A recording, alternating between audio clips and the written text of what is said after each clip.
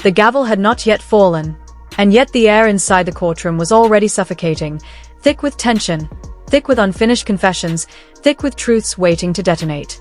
Outside the courthouse, cameras flashed like lightning, catching every corner of the fractured Brown family as they filed into the building that would judge them, not as reality TV stars, not as sister wives, but as citizens bound to the consequences of long-buried choices.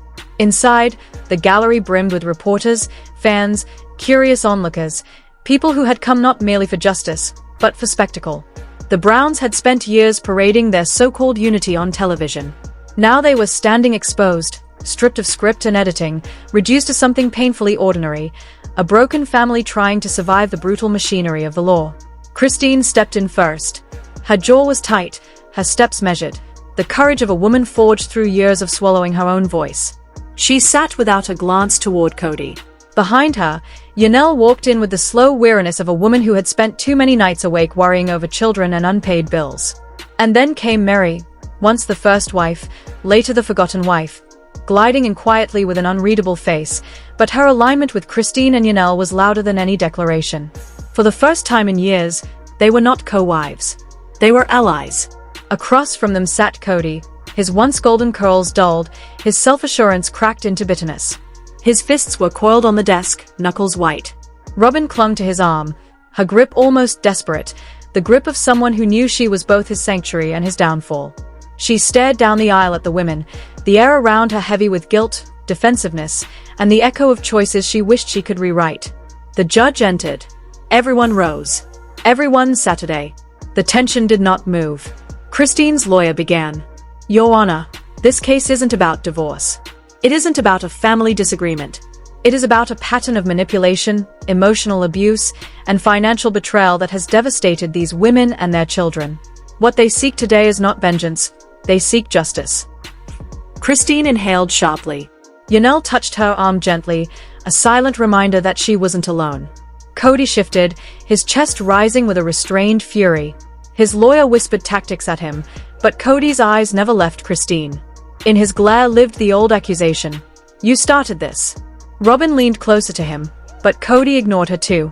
Evidence came next: bank statements, transfers, property shifts, credit card histories. Cold numbers. Hard truths. Money meant to sustain the whole family funneled quietly into one house. Robyn's house. Christine clenched her hands beneath the table, biting the inside of her cheek to stop herself from breaking. Years of her life poured into a marriage that had abandoned her long before she had walked away. Janelle's testimony began shaky but grew steadier with each breath. We trusted him. Every decision was meant to be made together. I built a home with my own hands, gave every penny I could for our children's future. Then I discovered everything was gone, transferred, hidden, spent, for one household to thrive while the rest of us struggled to survive. Kody slammed his fist on the table, shouting, "That's a lie. I stood by all of you. I gave everything to this family." The judge struck the gavel sharply.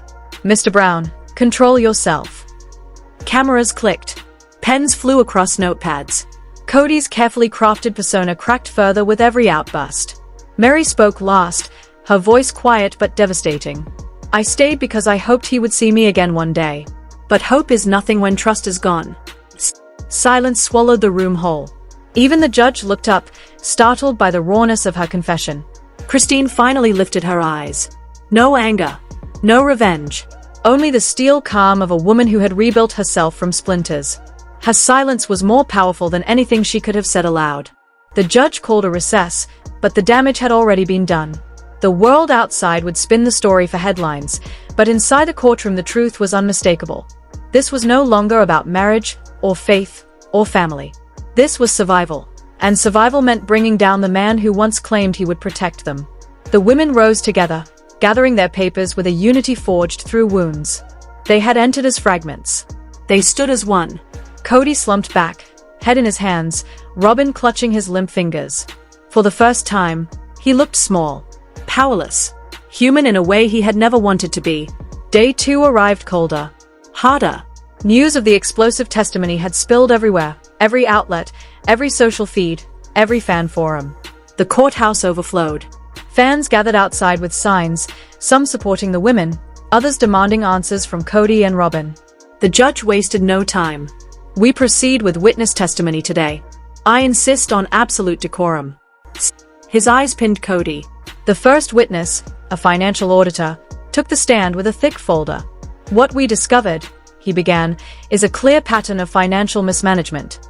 Joint household funds diverted. Assets sold without consent. Debts concealed. He displayed documents. This property sale generated nearly $200,000. The money was placed into a joint account belonging solely to Mr. Kody Brown and Mrs. Robyn Brown. None of the other wives received a single cent.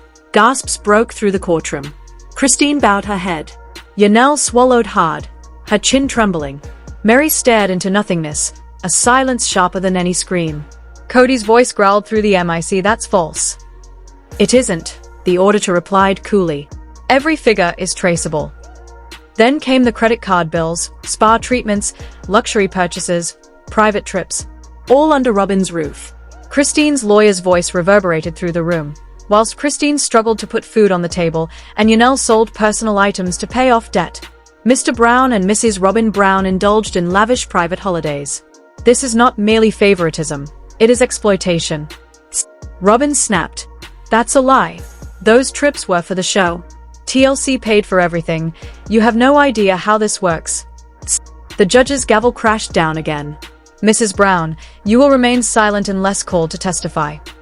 And the room fell into silence once more, heavy, breathless, waiting for the next truth to explode. A sharp stillness settled across the courtroom after the judge silenced Robyn.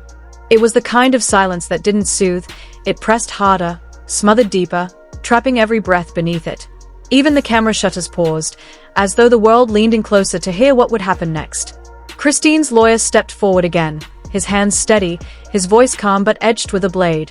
"Your Honor, the pattern is undeniable. Mrs. Christine Brown, Mrs. Janelle Brown, and Mrs. Meri Brown were each left financially vulnerable while one household absorbed resources that were meant for all. This is not conjecture. This is not speculation. This is documented fact." Kody shifted violently, the chair squealing under him. His lawyer gently placed a hand on his arm, whispering, "Please, let me handle this." But Kody's eyes were wildening, flickering between fear, anger, and humiliation. He was a man watching his empire crumble in front of the women he had dismissed for years. The auditor was dismissed, and the next witness was called, a former TLC production assistant. A ripple of surprise traveled through the gallery. The young man walked up with a nervous swallow, adjusting his tie before raising his right hand to be sworn in. As he sat, he looked briefly towards the wives, hesitant but firm. "Please state your role," the lawyer began. "I worked with the Browns for 5 seasons. I was mainly involved in scheduling, travel coordination, and expenses reporting." "And in your time working with the Browns, did you personally witness financial conflicts or patterns that align with what has been presented today?" A long exhale. "Yes, I did." Every camera in the courtroom clicked alive. The assistant's face tightened with discomfort, but he pressed on. It became clear to many on the crew that the budgets allocated for the whole family were being used primarily by Kody and Robyn. Accommodations, travel upgrades, extra per diems, the majority went to them. Sometimes the receipts we submitted didn't match the instructions we were given. The lawyer leaned closer. "What do you mean by that?" "Well, for example, if TLC approved a single hotel suite for the family, the paperwork would later show 2 suites, one significantly more expensive, always assigned to Mr. Brown and Mrs. Robyn Brown. Meanwhile, the others were placed in standard rooms or asked to share." Christine closed her eyes. Janelle looked down at her hands. Meri blinked fiercely, as though fighting off the swell of old, buried shame. "And who authorized these changes?" the lawyer asked. The assistant's voice wavered but held. "Mr. Brown. And, often, Mrs. Robyn Brown." Robyn shot upright. "That is absolutely untrue," she snapped. "You don't get to twist this, Mrs. Brown." The judge's voice thundered across the room like a storm. "One more interruption and I will have you removed for misconduct." Robyn froze, mouth clamped shut, cheeks flame red. Kody finally spoke, his voice cracking under the pressure. "Your Honor, all of this is being blown out of proportion. These women," he jabbed a finger toward them, "have turned on me because they left the family. Because they gave up. That is what this is really about." The judge raised a brow. Mr. Brown, are you suggesting that these documented financial discrepancies are fabricated? Kody hesitated. His lawyer paled. I'm saying, Kody gritted out, that the wives don't understand how the finances worked. I carried everything. I made all the decisions because they didn't want the responsibility. Christine's laugh was bitter, short, choked off by emotion. Janelle leaned forward, anger burning through the exhaustion. But it was Meri who spoke, softly, but with devastating clarity. No. You made all the decisions because you didn't want us involved. Kody turned sharply, eyes narrowing. You're rewriting history, Meri. Meri shook her head. No. I'm finally telling it. The gallery erupted in murmurs. The judge hammered the gavel again. Order. Christine's lawyer seized the moment. Your Honor, these women were excluded, manipulated, and financially undermined. Today's testimony shows a pattern not only of favoritism, but of calculated misdirection. He turned to the wives, then back to the judge. They were not partners in a plural marriage. They were dependents in a system built to keep them silent. Robyn finally broke, not with anger this time, but with cracking fear. You don't understand, she whispered hoarsely, gripping Kody's arm. We weren't trying to hurt anyone. We were just trying to survive too. The judge looked at her with stern sympathy. Mrs. Brown, survival does not justify deceit. A hush fell. Everything, every secret from the show, every buried resentment, every whispered conversation behind closed doors, now lay trembling on the surface. The judge straightened. We will break for 15 minutes. When we return, we proceed with cross-examination. The courtroom erupted into noise as the gavel fell. Christine exhaled shakily. Janelle wiped a silent tear. Meri stood still, as though grounding herself. They had been fractured wives, dismissed and underestimated. But today, in this courtroom, they stood as a united force. And for the first time, Kody and Robyn looked scared. Truly scared. Because the truth, once unleashed, does not return quietly. Robyn hunched back, tears gathering in her eyes, but her grip on Kody's arm only tightened like a lifeline she feared slipping. Her breaths came shallow, uneven. But the courtroom had no sympathy left to offer her. Not today. Christine's lawyer stood ready beside the evidence board. Your Honor, he said, the prosecution calls Christine Brown to the stand. Christine rose slowly. Her heels clicked against the marble floor, a sound that echoed with both grief and resolve. 4 years on television, her voice had been warm, bright, endlessly hopeful, the tone of a woman desperately patching cracks in a collapsing world. But when she spoke now, her voice carried the weight of a lifetime. When I married Kody, she began calmly, I had a dream. We were meant to be an equal family. Loving, supportive, united. Her gaze hardened. But what happened over time was a nightmare. The room stiffened as she continued. I was raising children alone, watching resources funnel into one household. My children asked me why we didn't have enough, why we couldn't afford what the others got, and I had no answer. She took a breath, fighting emotion, but not weakness. How do you explain favoritism to a child? How do you tell them their father chose one family over the others? Several people in the gallery inhaled sharply, as if the truth itself burned. Christine swallowed, voice sharpening with a quiet, devastating intensity. I begged him to see us. To see our children. Every conversation turned sour because he blamed me. Told me I wasn't loyal. That I was jealous. She paused, then spoke the line that sliced through every doubt. And maybe I was jealous. Not of Robyn. I was jealous of equality. Of love. Of respect. Things we all deserved, but never had. Tears shimmered in her eyes, but she didn't crumble. The strength in her testimony came from survival, not bitterness. When she finally stepped down, her shoulders were higher, her chin steadier. For the first time, the truth wasn't whispered. It was heard. Then came Janelle. Her testimony lacked the emotion of Christine's, but carried the cold, devastating precision of a woman who knows numbers never lie. She approached the stand with spreadsheets in hand. 4 years, she said, I managed the family finances. I tracked every check, every expense, every missing dollar. She held up the documents. And every time I confronted Kody about money that had vanished, he waved me off. Told me I didn't understand the bigger picture. She tapped the top page with a measured calm that frightened even Kody. Well, here's the bigger picture. The gallery leaned forward. Thousands of dollars disappeared, repeatedly, and now we know precisely where they went. By the time she finished, Kody's hands were shaking so violently his lawyer shot him a warning look. But when the attorney asked if he wished to make a statement, Kody sprang to his feet like a man detonating. "Your Honor," he began, trembling with pure rage rather than fear. "These women are playing you. I love them. I took care of them. Everything I did was for this family." He slammed his fist on the table. "Yes, I spent money, because they couldn't agree on anything. They fought me every step of the way." He jabbed a finger at Christine.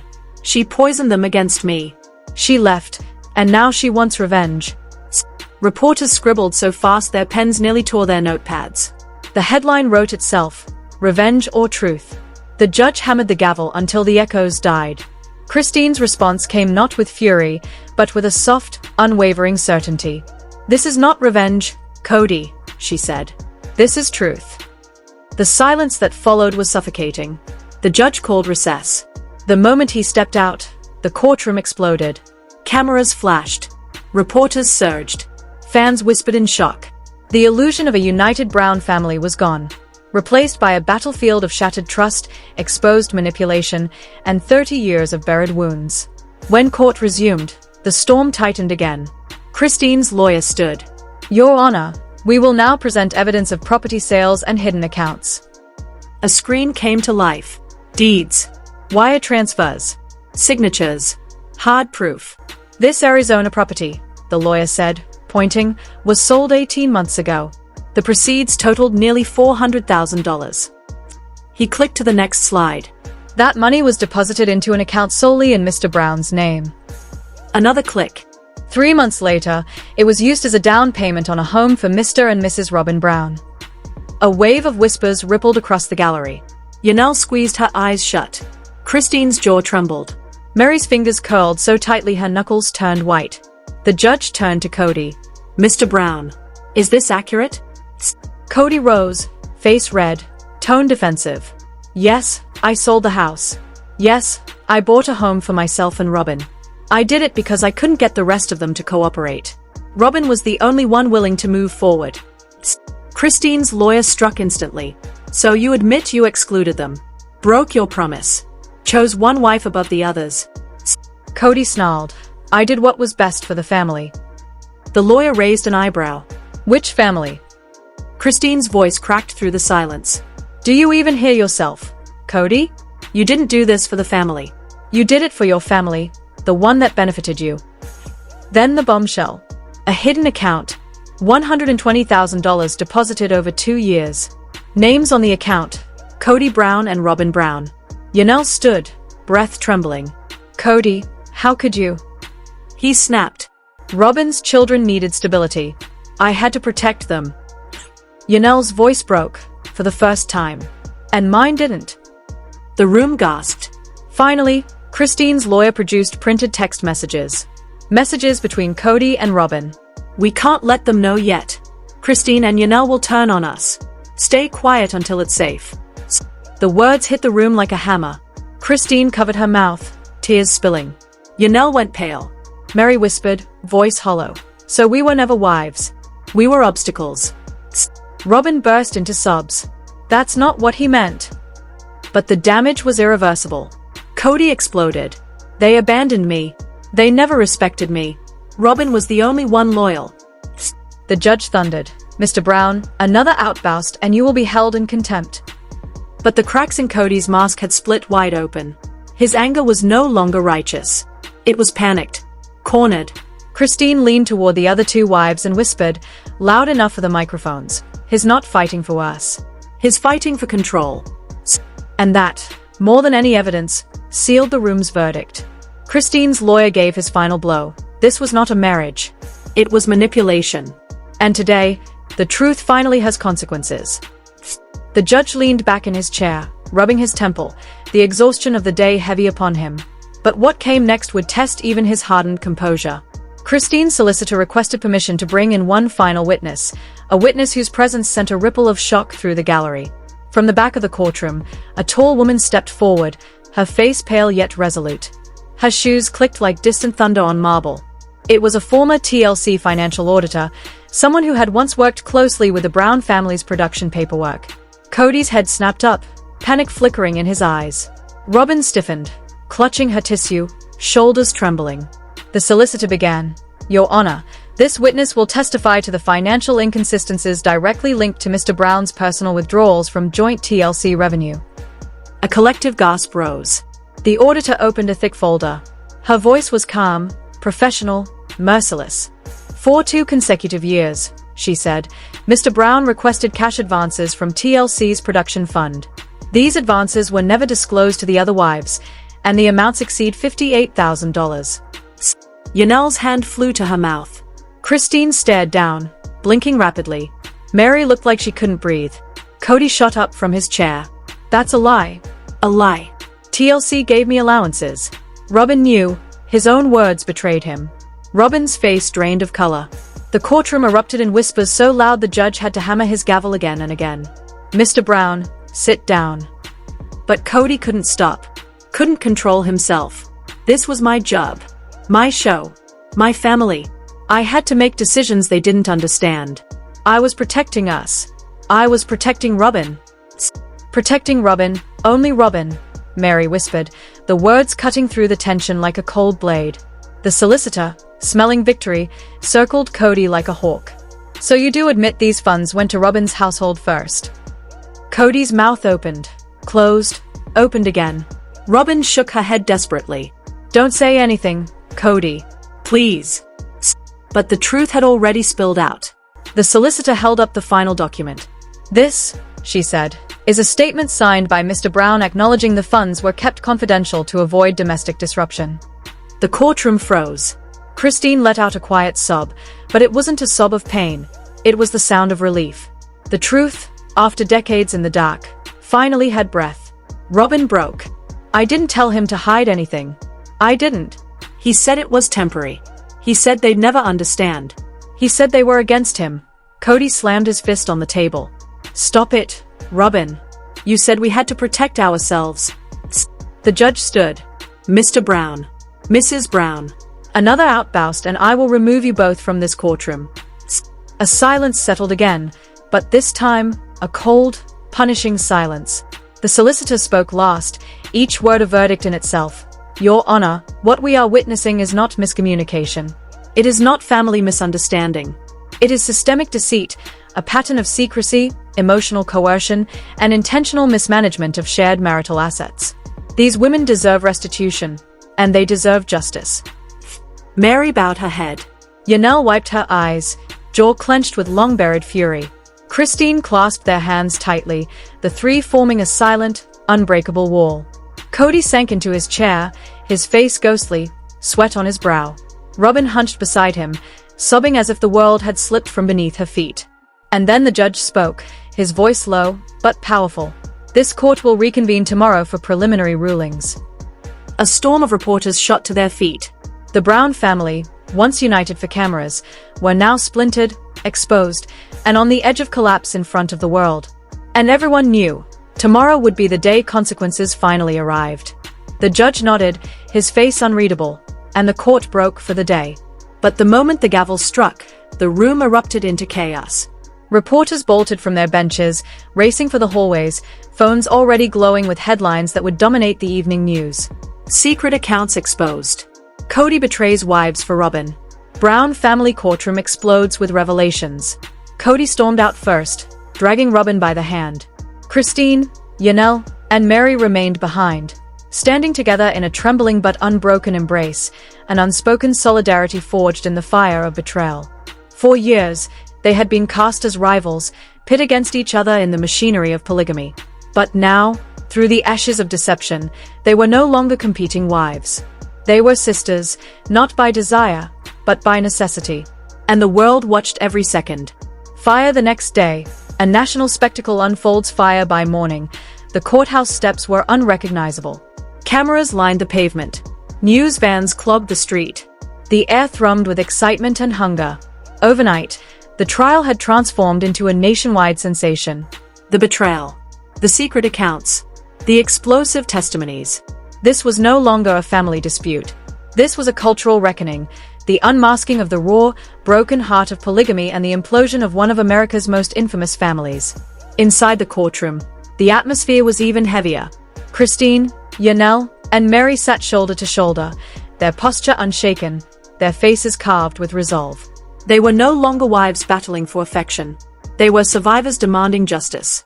Across from them sat Kody, stiff in a tailored suit, his attorney beside him, and Robyn clinging to his arm like a lifeline.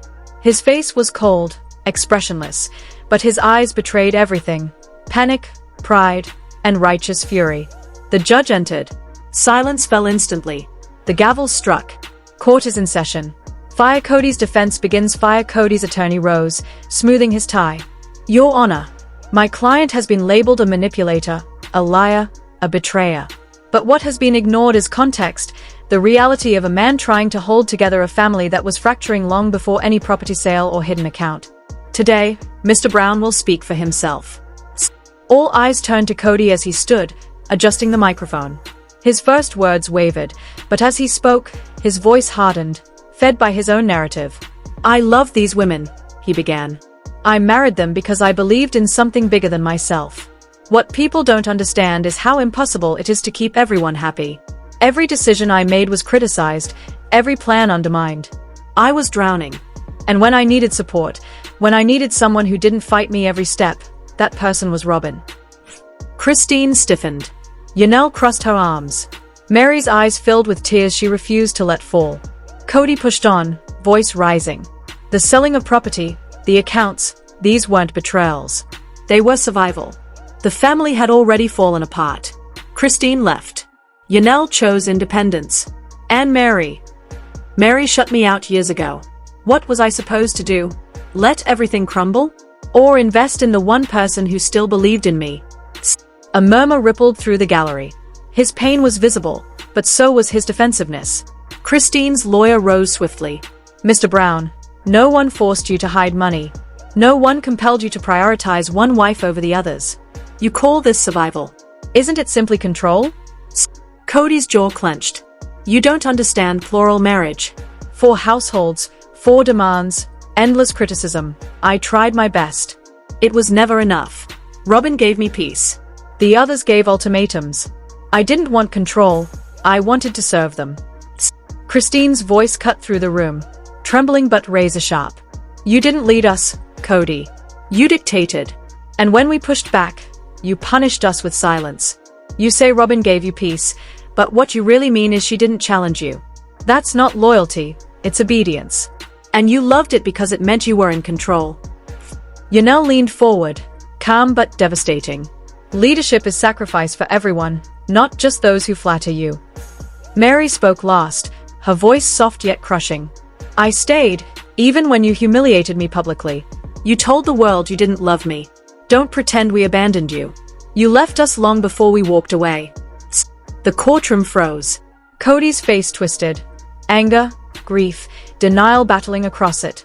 I was hurting too, he yelled, voice cracking. When Christine broke my heart, when Janelle pulled away, when Meri stopped reaching for me, I lost everything. Robyn was the only one who reached back. Is it wrong that I held on to her? The judge intervened.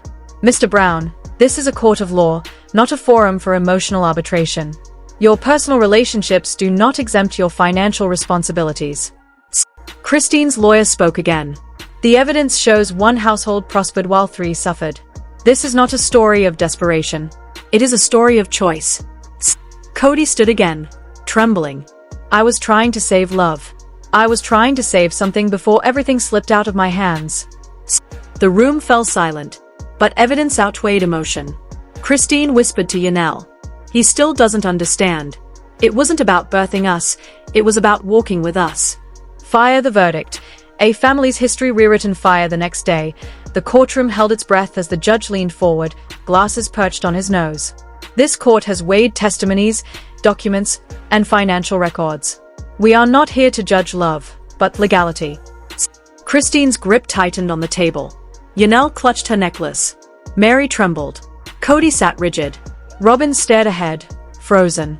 The court rules in favor of the plaintiffs, Christine Brown, Janelle Brown, and Meri Brown. Gasps erupted. Reporters scrambled. Shutters clicked like rapid fire. Christine broke into tears. Janelle exhaled a sob of relief. Meri covered her mouth, shaking. The judge raised his hand. Mr. Brown, this court finds that your actions constituted financial manipulation and breach of marital trust. You will return $750,000 to the plaintiffs, divided equally. A trustee will oversee future family funds. Kody slammed his fist on the table. That money was for our future. You don't understand. The judge's glare silenced him. What you call security, this court calls concealment. This was not leadership. It was manipulation disguised as love. Kody collapsed into his chair, broken. Robyn whispered frantically, but he didn't hear her. Christine rose. It's not about the money. It's about dignity. About finally being seen. Janelle added, this isn't revenge, it's justice. Meri whispered, maybe now, we can heal. The judge nodded. Today, the truth has been told. The gavel fell. Final. Unchanging. Fire the aftermath. A legacy shattered. Fire reporters swarmed the wives, shouting questions. But they didn't answer. They left arm in arm, united for the first time in years. Cameras captured the moment, already destined for front pages. Sister wives court battle ends in shocking verdict. Wives triumph. Kody Brown found at fault. The polygamy dream shattered inside. Kody sat in stunned silence. His attorney packed papers without looking at him. Robyn cried quietly beside him. Kody whispered into the void, I gave them everything, and it still wasn't enough. But Christine's final words echoed like judgment. You never walked with us. You walked over us. That night, headlines blazed across every major outlet. Fans dissected every moment online. But the Real story lived in the quiet. Christine weeping, not out of victory, but mourning. Janelle hugging her children tighter. Meri breathing freely for the first time in years. And Kody, alone in a silent house, realizing the truth he had spent decades avoiding. The Brown family, as the world knew it, no longer existed. Years of illusion shattered with a single gavel strike. And though the verdict was delivered, the scars would remain, etched into every chapter of their future. The courtroom was chaos. Reporters shouting, people on their feet, whispers ricocheting off the marble walls like breaking glass. The revelation of the $146,000 hidden account had cracked the entire trial wide open. The judge slammed his gavel again and again. Order! Order in this court! Slowly, the noise died down, leaving a cold, trembling silence in its wake. Kody sat frozen, his hands gripping the table so tight his knuckles turned white. Robyn covered her mouth with both hands, tears spilling in heavy, shaking drops. The judge exhaled, eyes sharp. Mr. Brown, he said slowly, this is now the third undisclosed financial account tied directly to your name. You failed to disclose this to the court. You failed to disclose this to your wives. And you failed to disclose this to legal authorities. Kody swallowed hard. I didn't. I wasn't hiding. The judge cut him off. Do not interrupt me. You were under oath. Robyn quietly whispered, Kody, say nothing. Please. But it was too late. The judge leaned forward, voice dropping into something far colder than anger. Explain to this court why these funds were concealed. Kody opened his mouth, but no words came out. His solicitor nudged him, whispering urgently, say you weren't aware. Say it was a clerical error. Say something. But Kody looked hollow, defeated, broken. I don't know, he whispered. Meri's head lifted. Christine stared at him, disbelief on her face. Janelle closed her eyes, almost in painful validation. The judge continued, you have misled the court. You have mismanaged shared marital resources. You have withheld funds from 3 separate households. And these documents show multiple transfers, each one routed through an account that Mrs. Robyn Brown had sole access to. The gallery erupted again. Robyn gasped. That's not true. I didn't control anything. Kody told me it was for emergencies. I didn't. Her voice cracked into sobs. Kody turned to her sharply. You did know. You said we should keep something aside. Don't blame me, she cried. You promised this would never come out. The judge hammered the gavel again. That is enough from both of you. Fire. The wives' reactions, silent, but powerful fire. Christine's eyes filled with tears, not of sadness, but of vindication. Janelle straightened her back. The years she spent begging for transparency were finally justified. Meri stared at Kody, her expression steady and deeply wounded, yet stronger than she had ever looked before. This time, none of them said a word. They didn't have to. The truth spoke louder than they ever could. Fire The judge's Piaui ruling statement, devastating for Kody Fire. The judge lifted the file. Given the pattern of behavior, the concealed accounts, the contradictory statements, and the demonstrated financial misconduct, he paused. Kody held his breath.